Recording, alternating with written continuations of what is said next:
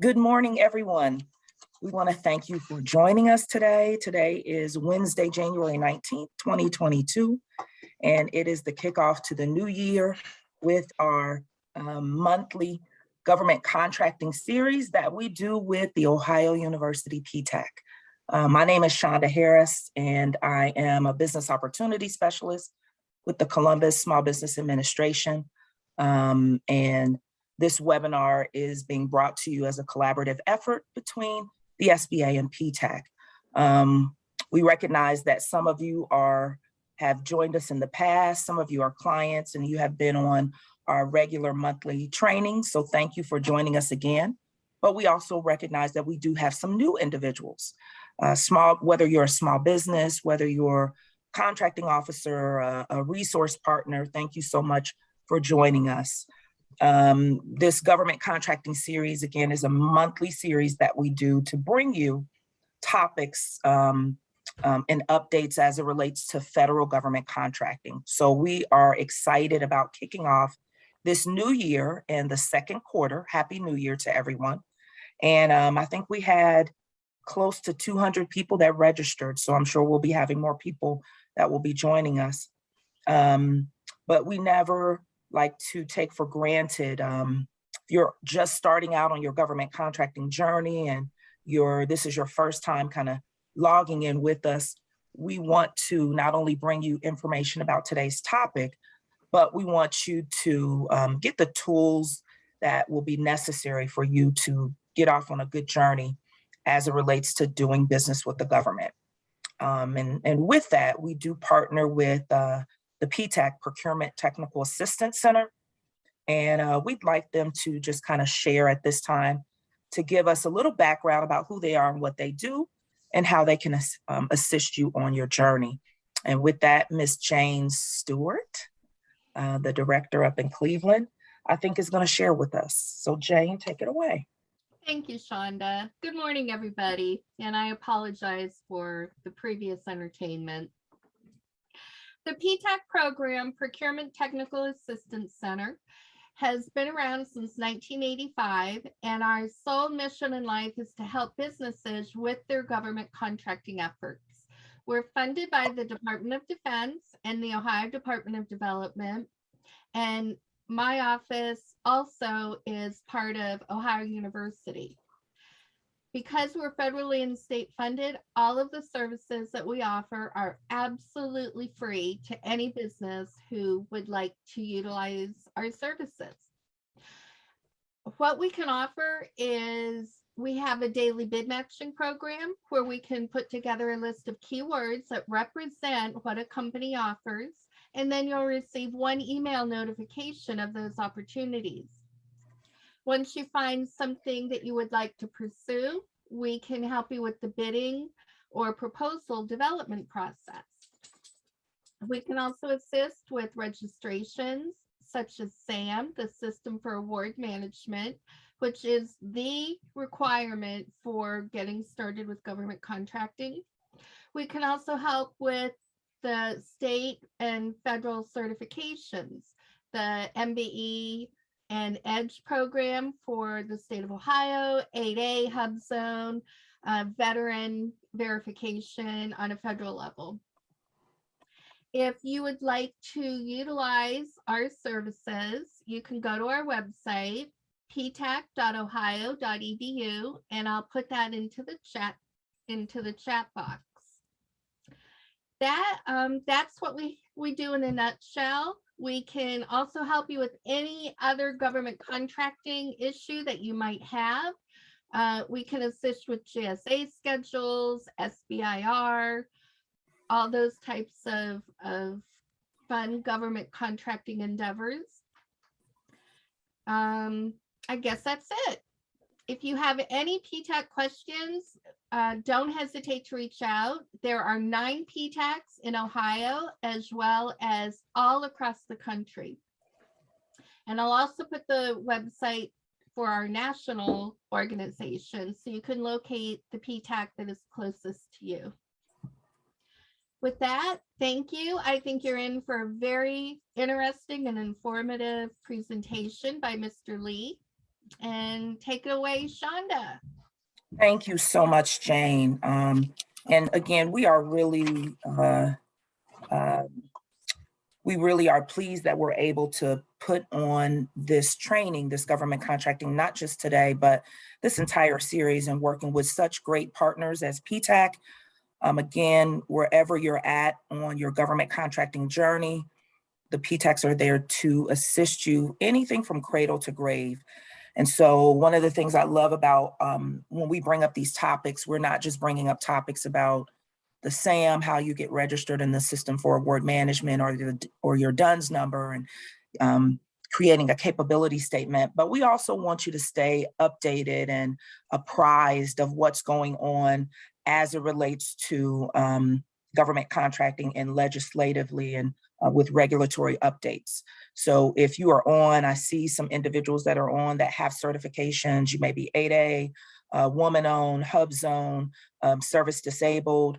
It is important that you stay up to date with what's going on, because it could impact your business or the way that you do business. So what a great way to kick off the new year with finding out there are so many things that have been going on with this new administration. So we do have the director of the Office of Policy Planning and Liaison and the Office of Government Contracting and Business Development, Mr. Sam Lee, who is going to be sharing with us. He used to be in the Office of Procurement Law, and he is with the SBA, an attorney up at headquarters. So we are excited to have him, as well as Roman Ivy, who's a program analyst in that same office, that will be sharing. Just a couple of housekeeping items. Today's session is being recorded. And so if you aren't able to stay the entire time, we will be sending out the link. It will be on YouTube, and you can always check it out later. And it will be housed on the Ptac website.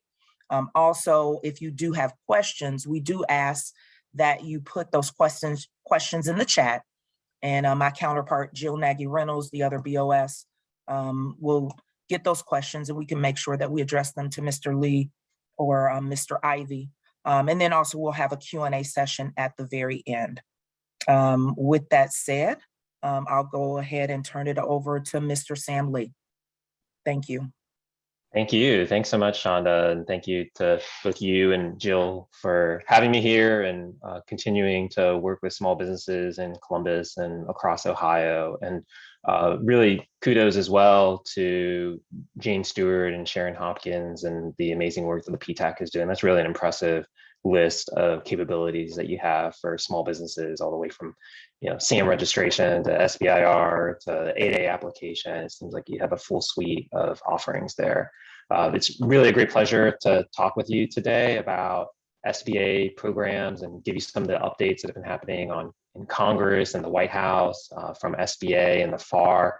I'm not in Ohio right now. I'm joining you from Annandale, Virginia, about 10 miles outside of DC. We're a small suburb outside of DC, and our claim to fame probably is this is the hometown of the former drummer for Nirvana, Dave Grohl, now the head of the Foo Fighters. He went to elementary school in North Springfield Elementary School down the street from me, and then started at the same high school that my kids will be going to, Annandale High School. I say he started there because he did not actually finish high school. His mom was a teacher at the same high school and allowed him to quit school so that he could go and become a rock star. And I have no idea whether she thought it would turn out the way that it did, but it turned out pretty well for him.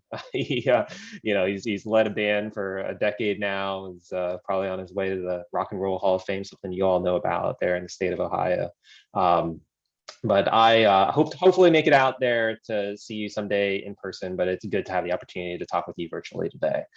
So I'll go ahead and get started with the presentation, but do feel free to chime in the chat, or if we have time to take actual verbal questions, we'll do that as we go into the rest of the session. Hey, Sam, we have a quick question. Oh, please. When will the SBA be taking responsibility from the VA for certifying SD/VOSB businesses?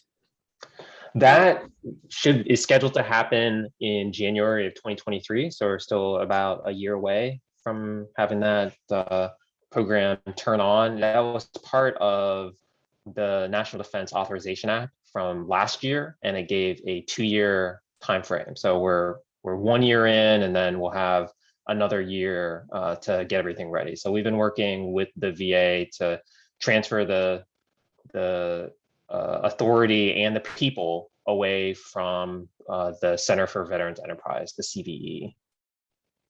Okay, thank you. Sure, and that's a really great question.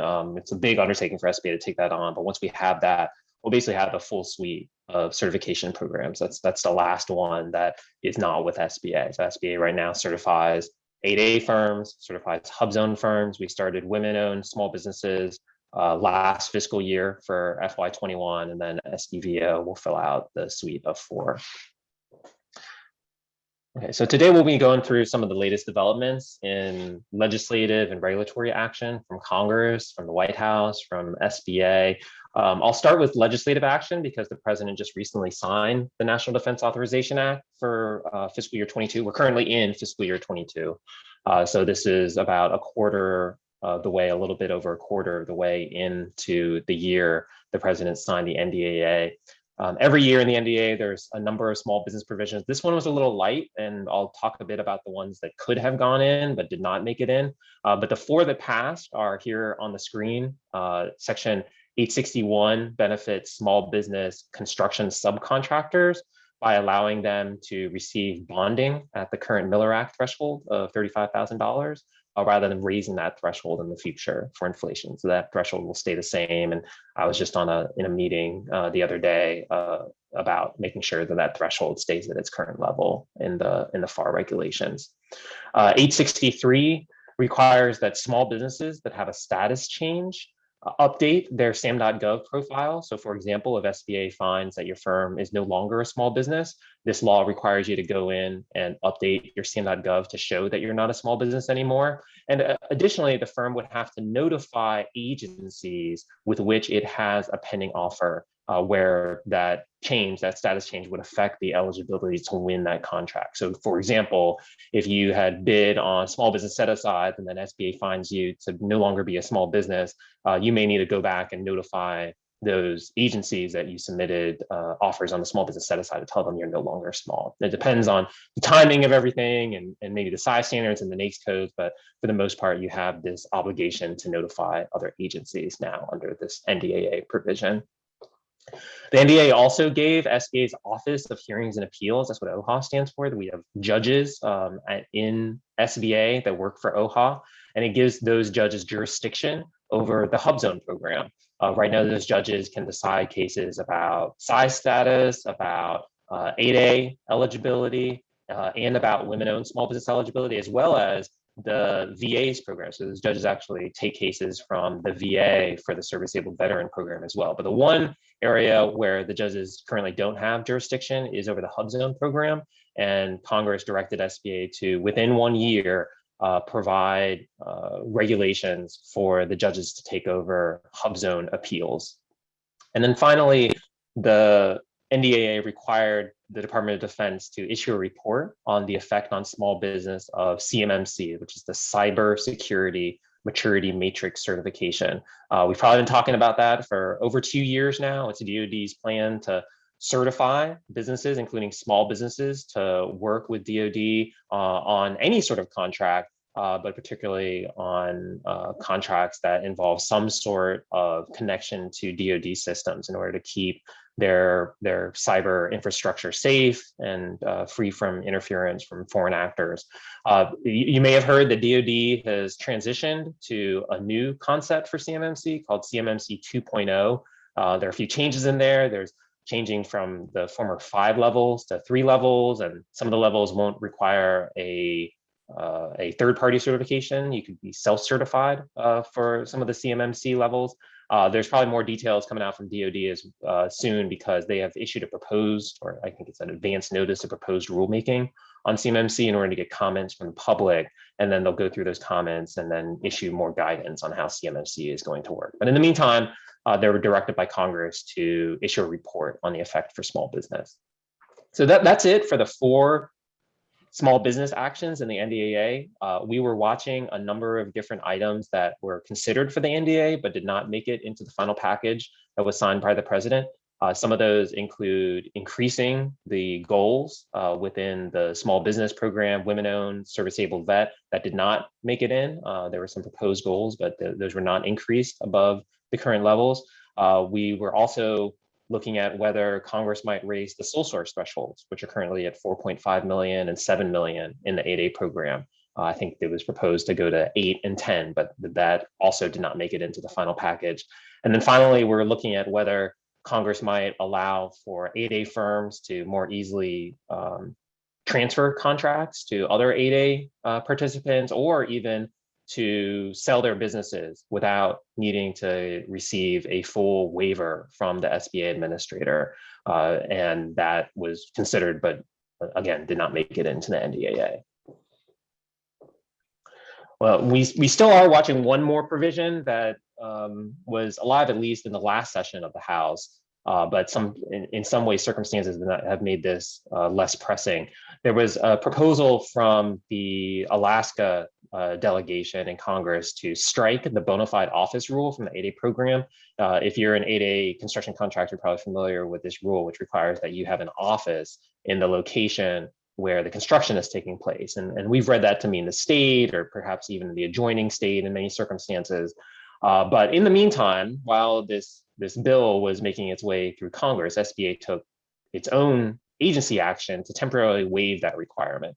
SBA announced a moratorium on the bona fide place of business requirement as a result of the pandemic requiring some employees to work from home. So this is an office, a place-based requirement. We waived it temporarily. And so at least for this fiscal year, FY22, 8A construction firms are not subject to that bona fide office rule. So I'm transitioning now to executive action, actions coming out of the White House. And this is actually a new part of this presentation because for many years, we didn't get much coming out of the White House. I think we had category management maybe 3 years ago, but this is really the first year that there's been, at least in the time that I've been doing this, that there's been substantial action coming out of the White House on small business procurement. So this is a time to pay attention to what's happening over at the White House and the Office of Management and Budget. Specifically, you may want to actually click on this link or look up this memo because it has a lot of information for small business contractors on how they can take advantage of small business opportunities. There's the government every year spends about $600 billion in contracts. Over 25% of that goes to small business, and the White House is making an effort to even increase that and direct it to the socioeconomic side of small businesses. Through the Office of Management and Budget, the White House issued Memorandum M22-03 on December 2nd. It implements the executive order on advancing equity among underserved communities, which is 13985. And it has 5 initiatives that the government is taking as a whole in order to boost small business contracting, specifically among those in underserved communities. The first is to raise the contracting goal for small disadvantaged businesses to 11% for this fiscal year. It was previously at 5%, and then gradually to increase those goals to 15% by the 2025 fiscal year. And the second is to implement major reforms to the category management program. We've been contracting over the last 5 years. Heard a lot about category management. It's really a process of agencies consolidating their buying in order to get lower prices or higher levels of service, and perhaps even to make it easier administratively on the agencies because they're working with fewer contractors. But as a result, we've seen a gap in spending with socioeconomic businesses, and we've also seen the number of contractors working with the government decline steeply over time. So some of the changes include automatic category management credit for socioeconomic small businesses. Tier 2, category management has tiers. Tier 0 is the lowest, Tier 3 is the highest, so Tier 2 is in the middle. And agencies would automatically get that middle Tier 2 credit for working with any socioeconomic small business. These are businesses that are certified or self-certified as disadvantaged, as women-owned, as Hubzone or as service-able vet small business. And working with any of those businesses would give the agency automatic tier 2 credit. So previous excuse we heard for not working with small businesses is, oh, it doesn't give me anything on category management. Well, now it does. It gives you tier 2 credit automatically for working with those socioeconomic small businesses. OMB also clarified and reinforced that reaching small business goals and growing the small business vendor base is more important than trying to meet any category management goals. So they reinforced the importance of small business goal achievements. And then finally, OMB made SBA and the Department of Commerce voting members on the Category Management Leadership Council, which approves any sort of change or any sort of action within the category management program. Going back to the 5 actions from OMB, the third is to try to reverse that decline in the small business supplier base. It's been, I think it's about a 20-25% decline over the past 10 years, and then a 40% decline on new entrants. And I think if you go back even further to like 2005, you get almost an 80% decline on new entrants, according to some study that a trade group issued, or a think tank actually issued over the past year. OMB recognized that, the White House recognized that these trends are worrisome for contracting. It seems like there are just fewer companies that are working with the government, and that, you know, that impacts everything. That impacts our ability to innovate, it impacts our national security, impacts our ability to support public health, because we just have fewer vendors that are working with us. So OMB is going to make a concerted effort. The White House is going to make a concerted effort to increase new entrants and reverse that decline. And then finally, more on the internal side of government, the OMB memorandum makes federal senior managers accountable for their small business goals, actually puts it into their performance plan, and then ensures that small businesses offices, these OSDBUs, Office of Small Disadvantaged Business Association, have access to their most senior leadership within an agency. Sam, I have a question. Please. So number 1, when it says raises government SDB contracting goals, because SDB is a self-certification and 8A is the certification, or is it going to be actual SDBs, or is it going to be 8A for the 11%? The direct answer is that it's any firm that has self-certified or been certified as SDB. To be certified as SDB, you basically have to be in the 8A program. There's not a separate SDB certification, but a self-certified SDB would count toward that goal as well. To be qualified as SDB, you have to be at least 51% owned, as well as controlled by socially and economically disadvantaged individuals. Basically, you'd have to be eligible for the 8A program in order to be considered an SDB. The longer answer is agencies have no really procurement mechanism to target SDBs as a whole. There's no sort of SDB set aside or SDB sole source or price preference. The only way to directly target SDBs is by using the 8A program through, you can use GSA schedule, you can use 8A stars, but more likely agencies should use actual 8A competitive contracts or 8A sole source.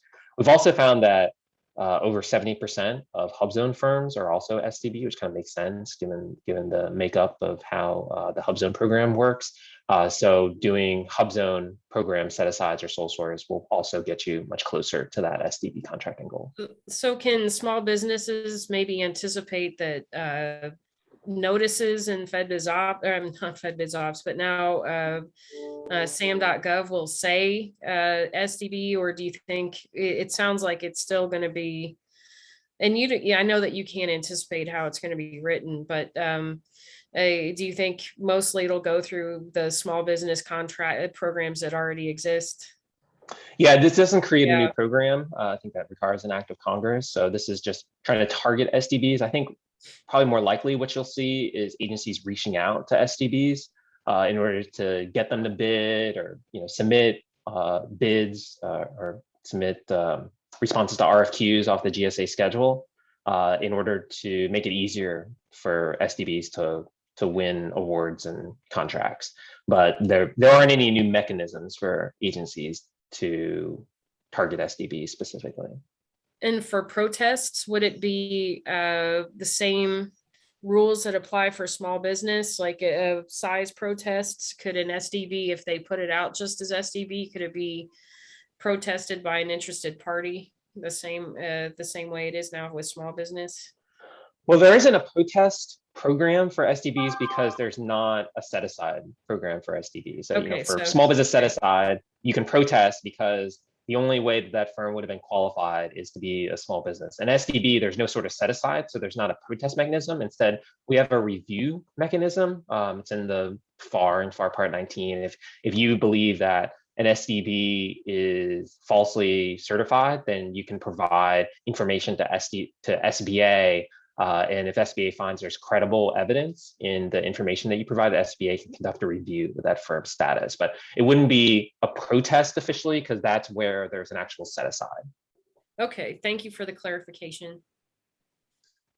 Perfect. Thanks for the questions. And let me just check into the chat to see if there's anything I should address while I'm going here. Yeah, I'm monitoring it, so I'll. Okay, perfect. Yeah, if there's something coming through, I'll let you know. Appreciate that. Thanks. Okay, in addition to what OMB put out in this memorandum, at the same time, same date, actually, December 2nd, SBA issued disaggregated data on disadvantaged business spending. And this is the data right here. Is really just a simple breakdown of where federal procurement dollars are going. About 75% of federal procurement dollars go to other than small businesses or businesses that are not small businesses. And then there are these slices here for Asian Pacific American owned small businesses, subcontinent Asian American, Black owned, Hispanic owned, Native American owned, and other minority owned small businesses, as well as the larger slice for businesses that did not certify or did not represent themselves into any of those categories. This is from the System Forward Management. It's actually the first time that any agency has put out this data in this sort of form. You've probably known if you filled out your SAM profile, you probably answered the question about whether you're disadvantaged, and then you've answered this question about whether you're minority owned in one classification. Here's the result of that question. The first time SBA has published the results of that survey on SAM.gov. And as a result of putting out this information, it was able to be analyzed by the White House and by the Council for Economic Advisors. So if you go into whitehouse.gov, there's a whole study that goes on for a few pages about how these numbers compare to the wider economy, to population, what they might mean for entrepreneurship and the racial wealth gap. So if you're interested in those issues, please do go to the links to the CEA, Council for Economic Advisors website. Okay, so with that, I'll go and transition into some of the regulatory updates and tell you what's hot right now at SBA and at the FAR in federal procurement regulation. So first, in terms of the SDVO program, we talked a bit about the transition to the VA, which is scheduled for January 2023. SBA also made a change to the service-able vet regulations to allow surviving spouses to take over the business if the veteran passes away. If the veteran was 100% disabled, the surviving spouse can take over for a period of 10 years. If there was a less than 100% disability, then the surviving spouse can take over for 3 years. In that same rule, SBA adjusted the sole source thresholds in some of our programs. First, for 8A entity-owned firms primarily, we recognize that the Congress has raised the threshold to $100 million for DoD sole source contracts, and the FAR has raised the threshold to $25 million for civilian agencies, non-DoD agencies, to 8A entity-owned firms. That also applies if there's only one eligible participant that would submit a fair market offer. But for the most part, you see these with the ANC tribal-owned firms and with the NHO firms within DoD.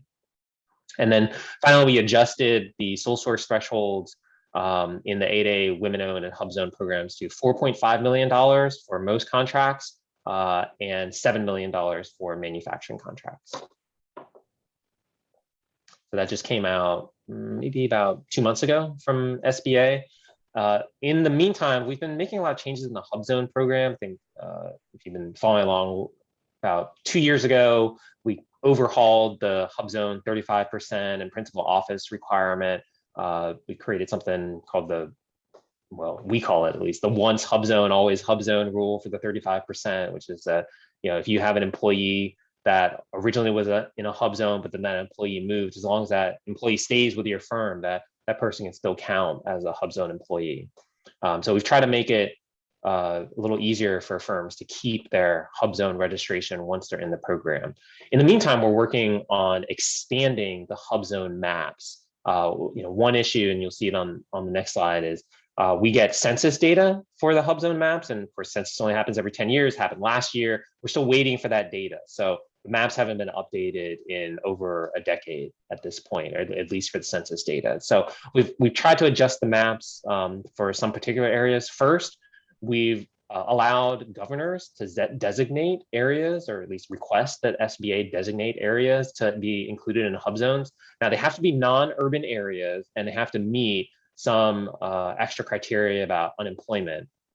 But if they do, then the governor can petition SBA, and then SBA can grant that petition. We've already granted one for Illinois, and I think we have another state that's in the hopper right now.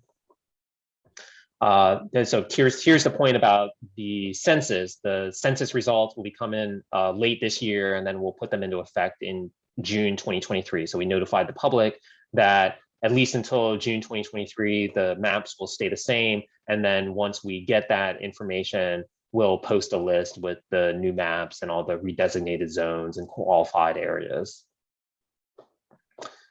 In terms of continuing to expand the maps, we've also added qualified non-metropolitan counties. We've added 452 new areas to the Hubzone map, and we'll continue to update that based on any data that comes through. So you can go into the Hubzone website right now and look up these new qualified non-metropolitan counties.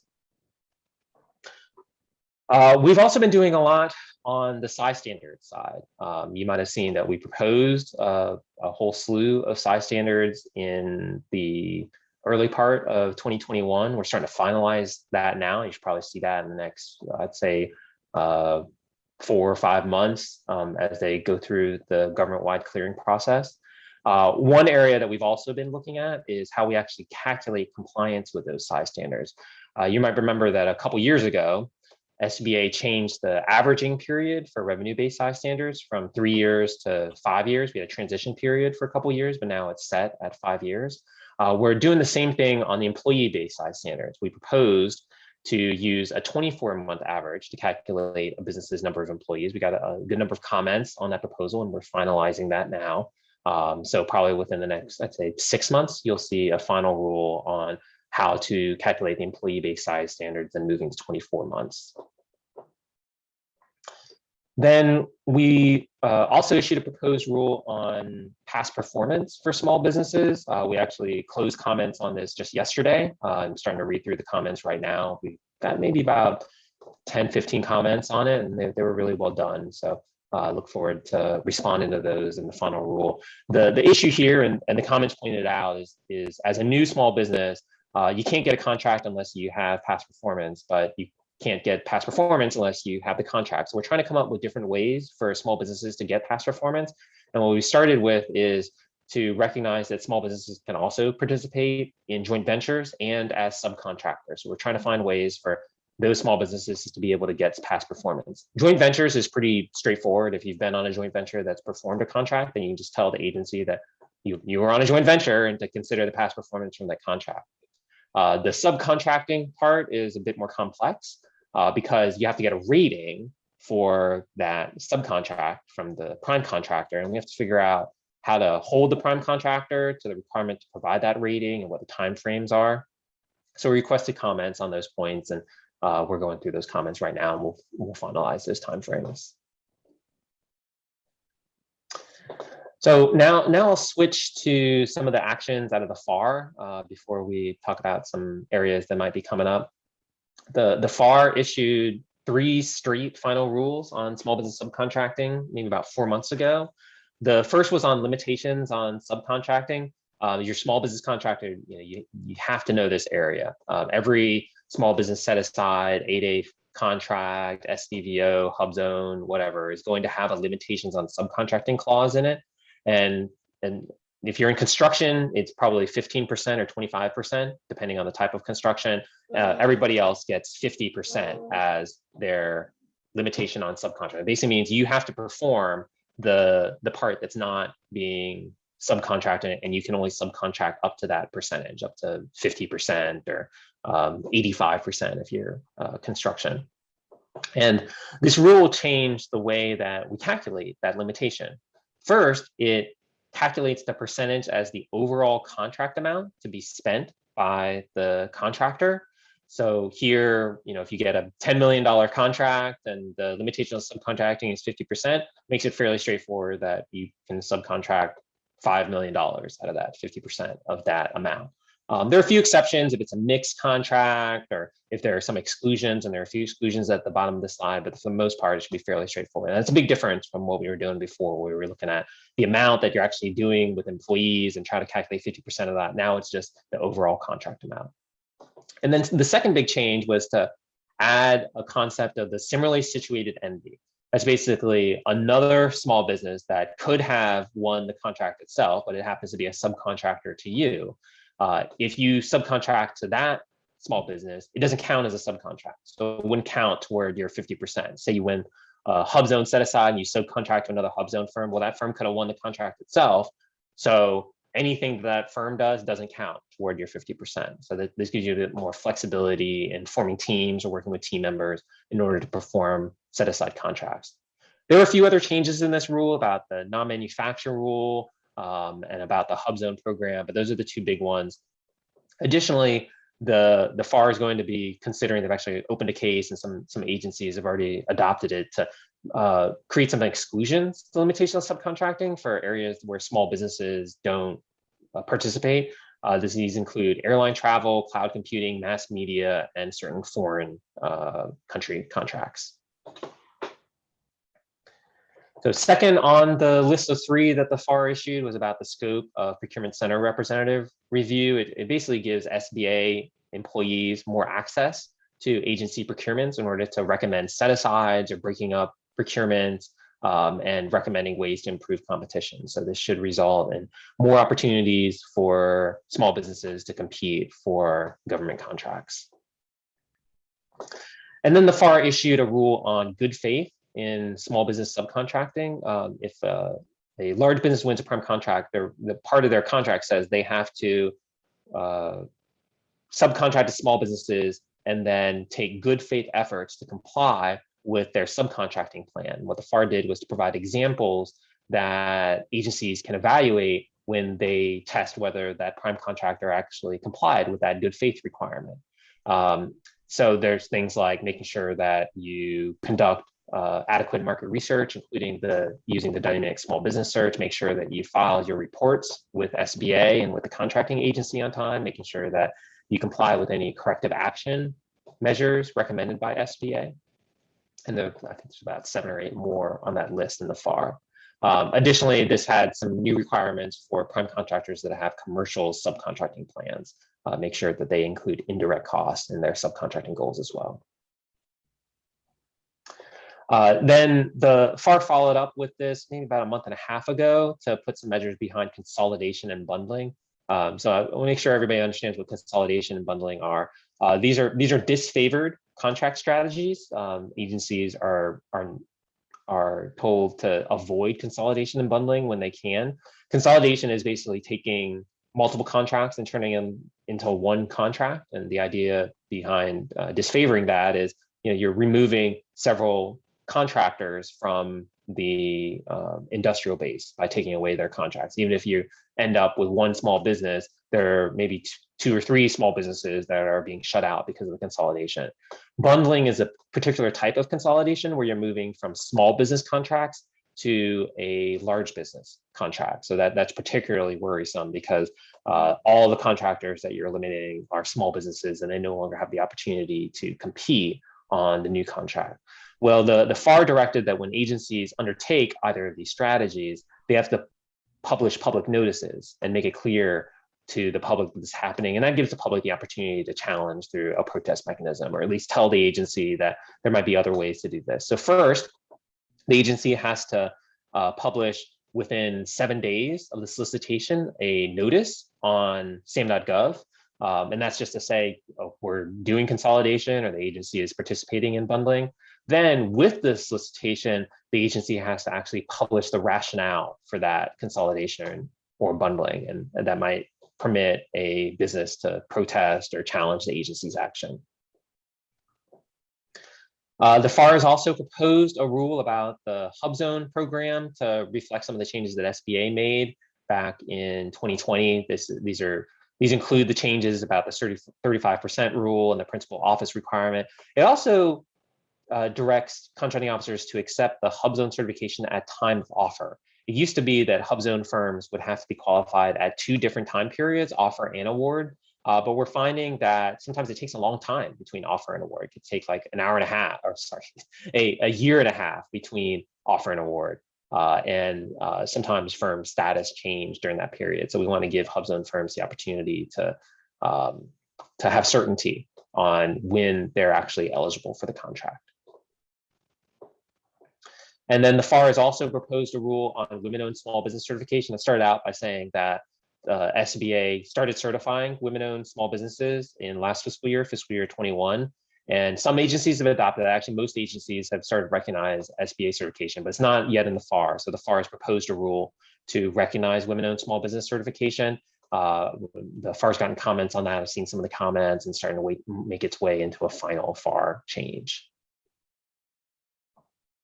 So what's coming up from SBA? We're still working on some changes to the subcontracting program that will help the prime contractors comply with their subcontracting requirements. We have a few more size standards that are set to be released on employee-based size standards, particularly manufacturing, IT value-added resellers, non-manufacturing rules, all part of that size standard package that's been in draft and is making its way through the interagency review process. And then we're going to continue to work on the Hubzone program, make some changes to that program to try and make it easier for Hubzone firms to qualify and continue to stay in the program. On the FAR side, the FAR has a long list of proposed rules that it's still considering for small businesses. These include changes to the 8A program, to subcontracting, to re-representation of size and socioeconomic status, as well as some of those limitations on subcontracting exclusions that I mentioned a few slides ago. And here are a few more FAR proposed rules. There's a longstanding rule about the SBIR program, and specifically that would ensure that phase 3 SBIR awards can be made on a sole source basis to pre-existing SBIR firms. Then the FAR also has to make sure to put in accelerated payments, the 15-day quick pay into the FAR.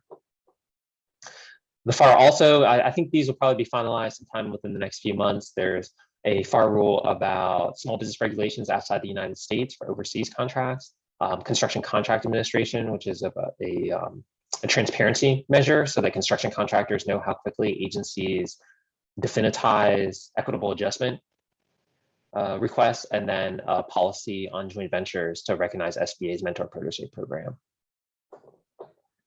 So one more slide here before I open it up to full questions. We've gotten a lot of questions about security clearances, particularly with DoD agencies. And there was a GAO protest that came out recently about the security clearance issue. This one involved an Air Force solicitation, and it was the protest came from a joint venture. The solicitation had said that if you're a joint venture that's bidding on this award, the joint venture entity itself would need to have a top secret facility clearance. But the joint venture in this case did not have a clearance itself. Instead, its members had joint ventures. Well, the joint venture thought that should be enough, that it should be enough that the members have security clearances instead of the entity having it. And GAO agreed. GAO reviewed the NDAA from 2020 as well as SBA's rules and said that DoD was prohibited from requiring that the joint venture hold the facility clearance if the members themselves held facility clearances. So GAO sustained the protest, found that the Air Force was in the wrong there and recommended the Air Force remove the solicitation requirement. So this is probably welcome news for joint ventures that, at least as far as the Air Force is concerned, they have one less step to go through for facility security clearances. So now I'll open it up to questions. Jill, if you have any questions, or if anybody else has anything, and it can be about anything in this slide deck or anything outside. I work with a lot of the SBA programs. So if I hopefully I can answer your question. If I can't, I can try to find the right person to do it. There's a question that came through regarding the chart. I think that was on slide 13, maybe, Sure. or We'll get back to 12. About which category does WOSB fall into on the chart? Where's that? Oh, on this one? Yeah, so this is 7. just way off. looking at the disadvantaged business numbers. And, as you know, SDB and women owned are 2 separate categories. Also, you can't actually do that on a pie chart because, there are women owned firms that are Black owned, the women owned firms that are Hispanic firms. So we don't have it here, but what I'll tell you is that women owned dollars accounted for about 5% of government spending last year. We didn't quite make the 5% goal. But if you were to kind of recreate it, you would, you'd kind of turn these into non-women owned, then you'd have a slice that, 5% is probably these 3 together. You'd have a slice that's about 5% for women owned. Okay. All right, everybody. Do you have any questions for Sam? And I tell you, I learn something every time you present. I appreciate your knowledge. And I appreciate how open you always are to taking questions from the district offices, and so it helps to clarify things, definitely. Absolutely, anytime, happy to do it.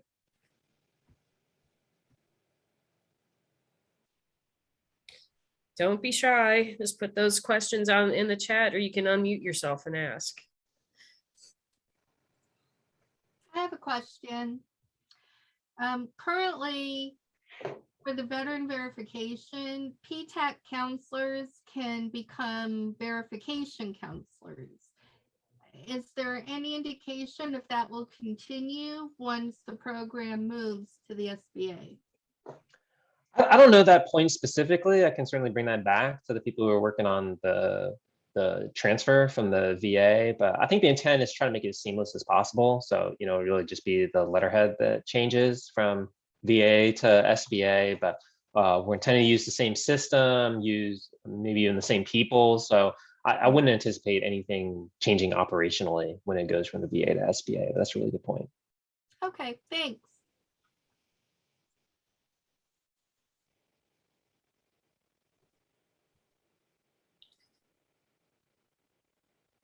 All right.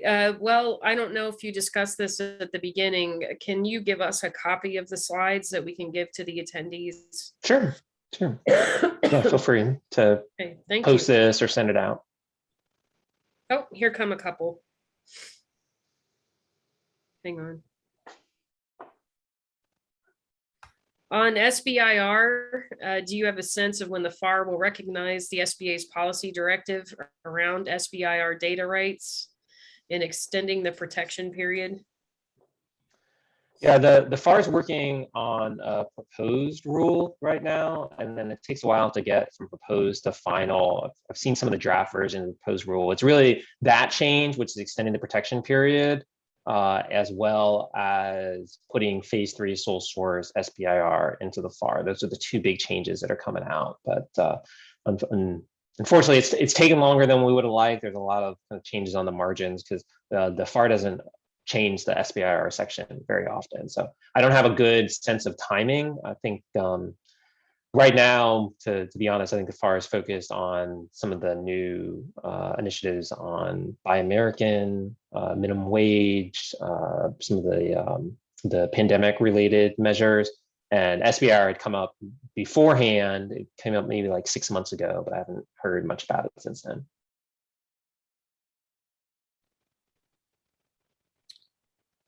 Okay, and regarding that 11% for SDVs, that's effective now, right? Right. That's for this fiscal year. We're in fiscal year 22. I was so excited when I saw that come out, but then but because SDB is not a set aside, I just wondered how they were going to do it. Okay. There's a Michael Turner question. So Michael, I'm not sure if you want to just put your email address in the chat, but it's regarding doing business with DFAS. So I think that we will just, Ms. Robinson, you can probably email Michael Turner directly about that, or just get in contact with him. I'll send you his contact information. All right, any other questions?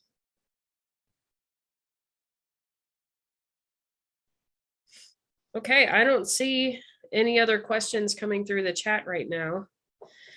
I do really appreciate your time today. And Shonda, I'm not sure if you're closing it, but since I'm already on camera, there she comes. You can go right ahead and wrap us up and tell us about next month. Yep, go right ahead. Yes. Yep. And thank you again, Sam. I appreciate Sure, your thanks time. so much for having I'm me. sure I'll be Yeah. emailing you again soon. But to carry on with our Ptac SBA trainings, we are going to have a training on February 17th titled, it's a long one, so I had to email it to myself. It is, where is it? Top 10 something. Yes, it's, I did email it. This is terrible. Hang on, because you said you sent it to me. Oh, here it is. Here it is. Okay. Thank you, Shonda. Yeah, I did. Top 10 legal misconceptions in federal contracting and pending legal changes. So best practices for businesses wanting to do business with the government. Small details can become big problems if they aren't addressed quickly. Amen. So that will be on February 17th, I believe at 11 a.m. Okay, everybody. All right. If there are no further questions, we will go ahead and adjourn for today. And maybe if you can